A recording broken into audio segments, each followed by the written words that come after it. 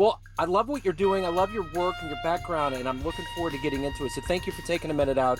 And before we do that, I want to know, probably one of the most tumultuous things that we've gone through in our lifetime has been this pandemic. And 4 years ago, we were trying to figure our way out of it and what it was going to do to humanity. How did you get through it, and how did it change you?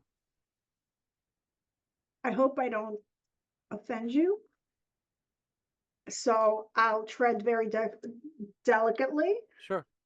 Um, my background is in epidemiology, so I kind of saw through what the agenda was. Let me put it that way. Yeah. The challenge in part, I don't know where you stand. I did have a lot of fear to protect myself. I did lose some people for no good reason, which was really hard for me. But I also know this is the turning point where humanity is going to start making a shift to stand up for themselves. Because I worked in the medical model for years, and having had my own illness, this was, I only had 1 week of fear that something was going to happen to me. So I never got COVID, never got sick. None of the above happened. The question is why? And it has to do with your subconscious mind, part of it. But I don't know where you stand on the show, and I don't want to offend you if you have different beliefs. Yeah, no, I totally, I'm open to all of them. I found the time period to be very strange. There were just discrepancies and things that were going on that didn't add up. And I think that most people out there that have a logical brain that really analyze more from a scientific standpoint had to believe the same thing, that there was just things that didn't add up. Two and two just didn't equal four. It was a Yes, very, very strange time period. And correct. I know that on these kinds of podcasts, if you say things, it gets muted and it gets weird, but I think we can be in agreement. I totally agree with what you're saying. Okay, so I'll tell you what the hard part for me is. I couldn't go anywhere because I refused to wear a mask. I was almost thrown to the tracks of the train Yeah. because I went down the subway. Well, first of all, I walked for the first year because I couldn't take a cab. I couldn't do anything. And at the time I was ill, which is why I didn't want to wear a mask on top of it. I was still ill, but I want to address something more serious. I don't know how far you are and how reality is. So disease is a lowering of frequency. These are not my teachings. These are teachings that I've learned from Bruce Lipton, who I respect, Dr. Joe Dispenza, and I've experienced. So when you're being constantly bombarded that there is a disease, uh, this is our reality gets created partially with thoughts, first with thoughts and then emotions.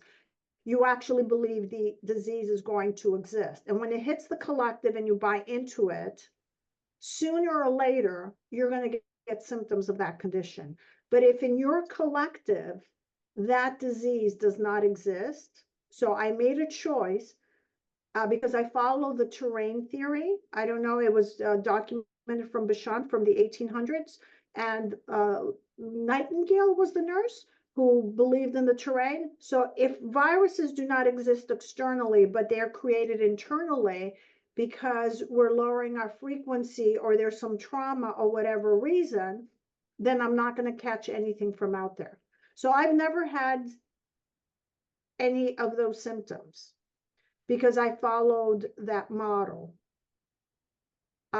So it's hard for people. It was very difficult for me to get rid of my beliefs because, as I said, my degree was in epidemiology, study of diseases, and I believed in the vaccine, and I had to give it up. But I'll give you a simple example that might be easier. So there was an internet crash recently, like the internet went down pretty Yeah. much every. Well, I don't follow the news anymore. So everybody at some point kept on saying, "Well, how come you have internet?" I didn't bring it in my hologram. So I don't know how far you're down the rabbit hole on Right. holograms. Right. I get it. I totally get where you're going, though. I totally do. I think there's something blissful about not buying into all of this stuff that turns us all into sheep. I totally get that. Totally Yeah. get that. And we have to be very careful because that's what cancer it has been created. So cancer is not one gene. It's a down regulation of many genes, yet they keep on trying to brainwash that there's no cure. And then Sure. this, and we're always fighting for cancer. You don't fight for cancer, you heal Yeah. and upregulate the condition. So, and then the person feels, what did they do to deserve it? And it gets just really ugly. And we've been brainwashed. How come we didn't have cancer 100 years ago?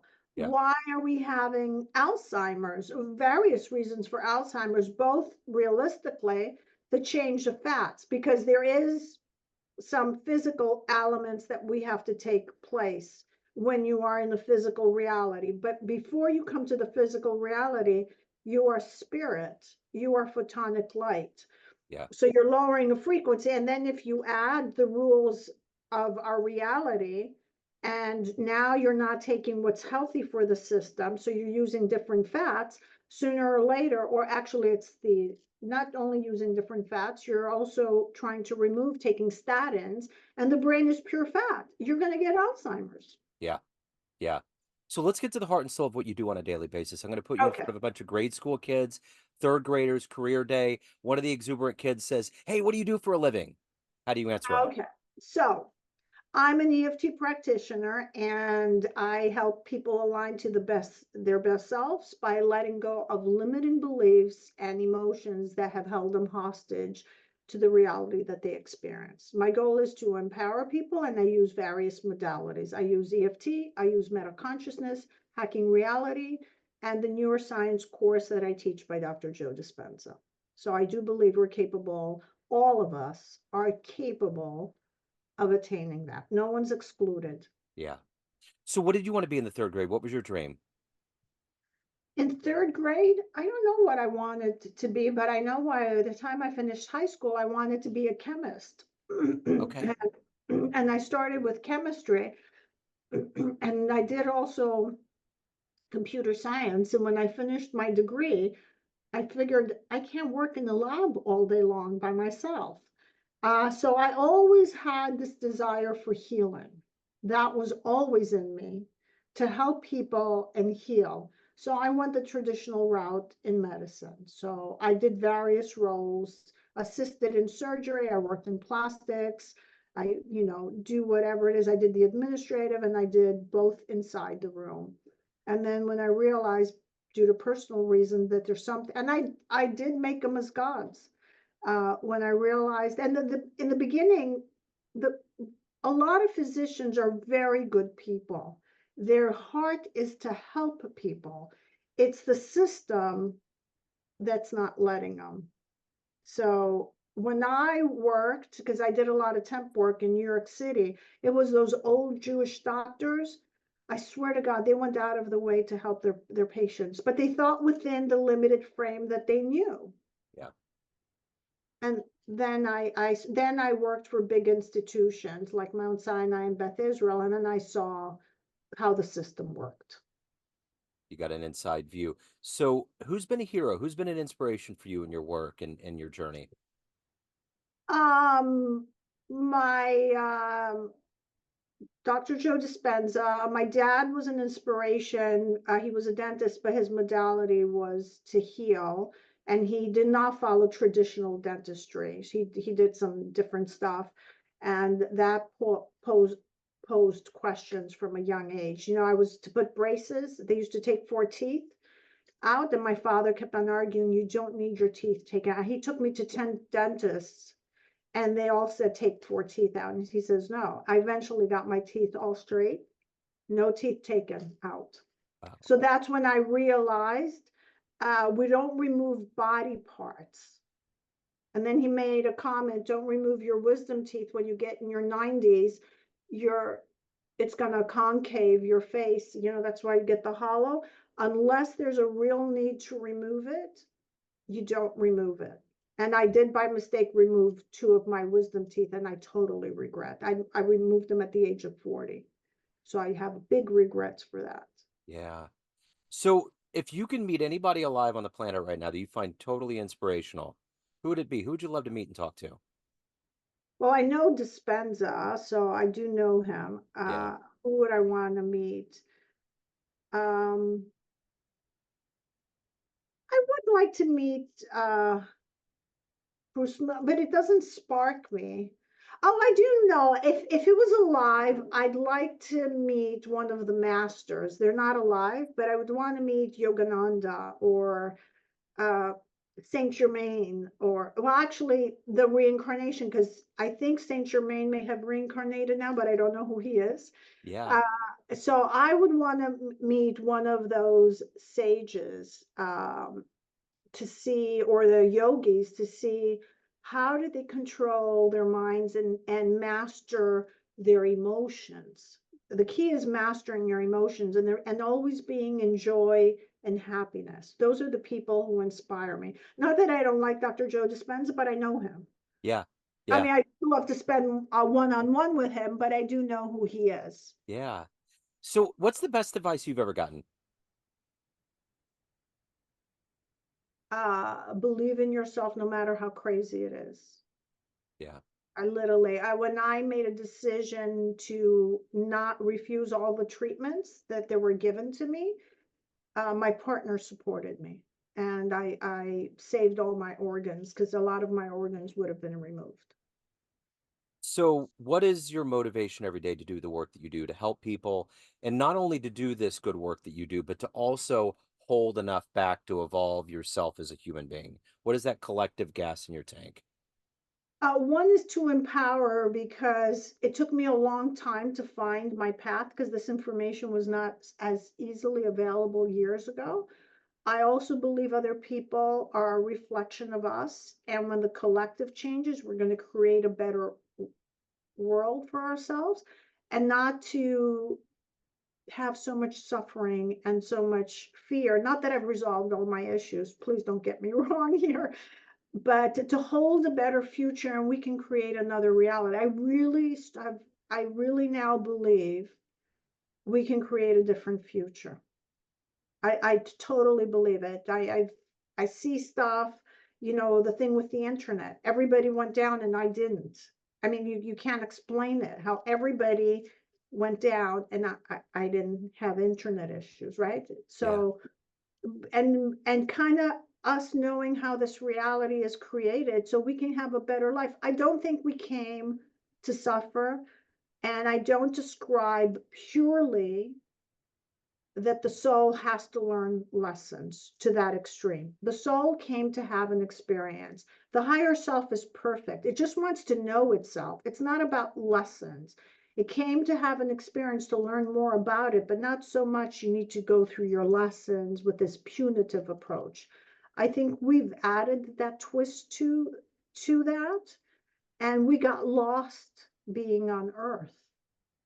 I think that's what it is, because when it's lesson and you have to reincarnate, it really dampens you, and when you feel you're not doing well, I'm going to have to do this again.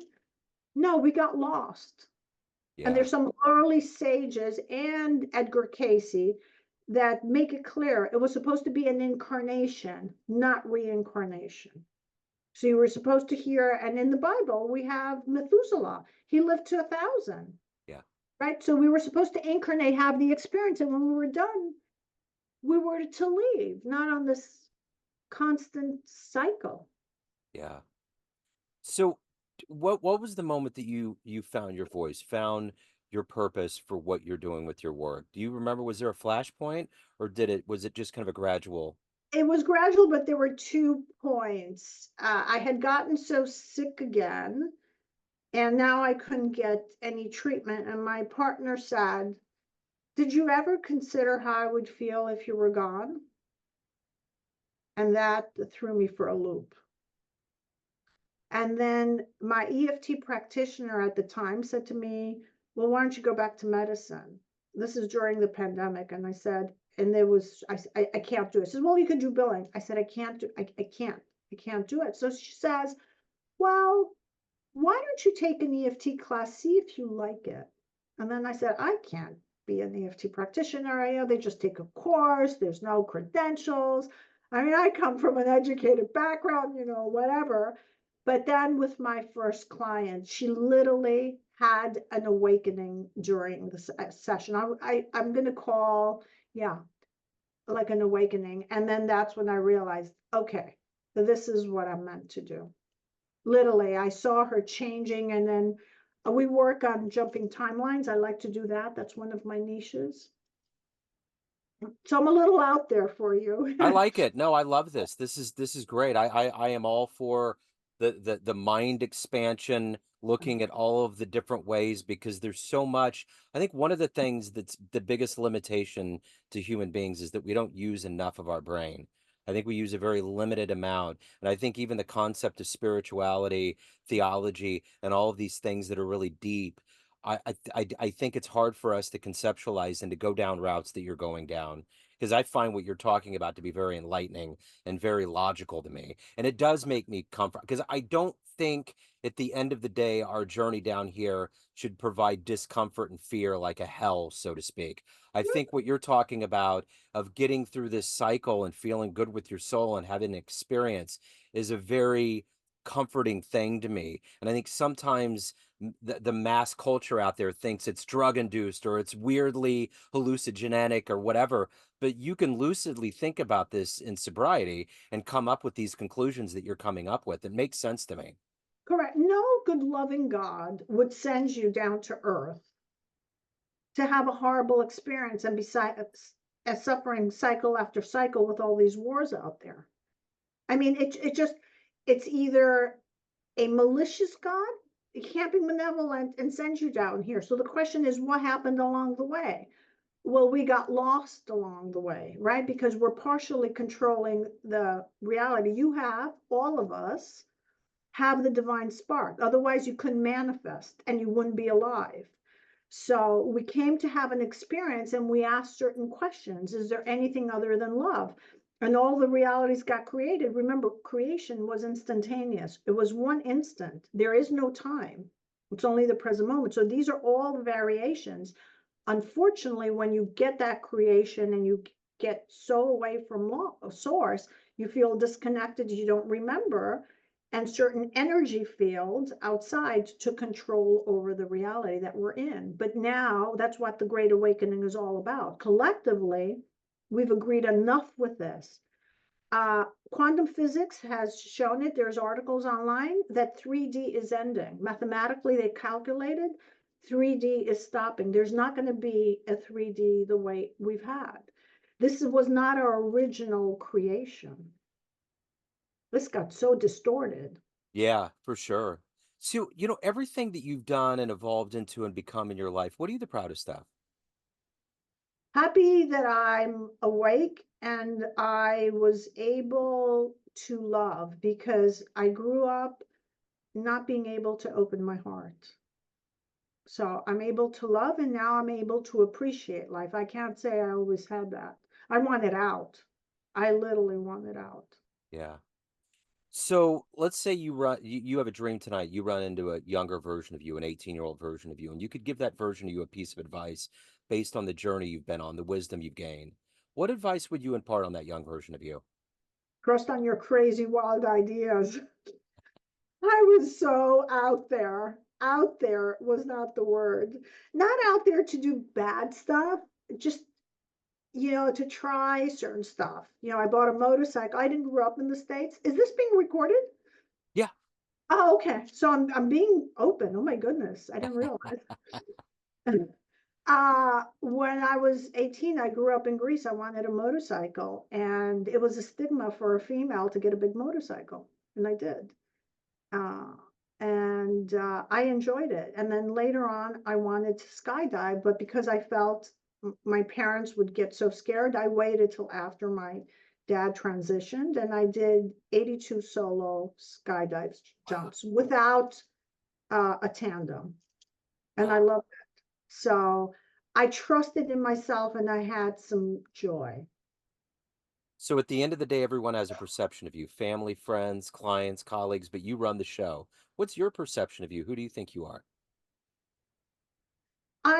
I think I'm a person who has an open heart and truly wants to help. I'm not always as open as I would like, but I'm very determined and I persevere, but I have an open mind. It doesn't open right away, but I definitely have an open mind to challenge what I was taught may not be true. I think that's what has saved me. Yeah, I have no doubt. If anyone wants to reach out, hire you, any of the good business in your world, where can they go? Where's the best place? They can come into tapintourbestself.com. They can have a free 20-minute consultation. I have lots of blogs about timelines, about healing. I have a master class that I give a preview of what I teach for Dr. Joe Dispenza's course, Change Your Mind, Create New Results. So I have a lot of resources, and I'd be happy to be able to help a fellow soul that's a reflection of me, because that's what the reality is all about. I love the bravery, the courage, the unbound nature of what you've talked about. It's been really refreshing.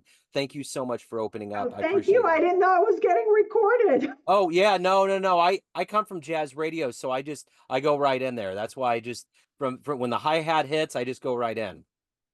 Okay, well, they saw the raw me. This is who I am, actually. So, Yeah.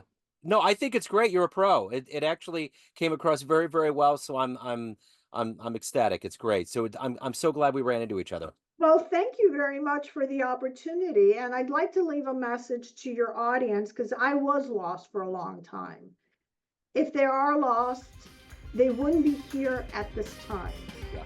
So, if they're still here alive on this planet, they are meant to reconnect with their joy. Yeah. And they still are contributing to the creation of reality that we have. So even though you're feeling useless or your life is meaningless, it's actually not. If not, the creation would have taken you out a long time ago. And it didn't. It didn't.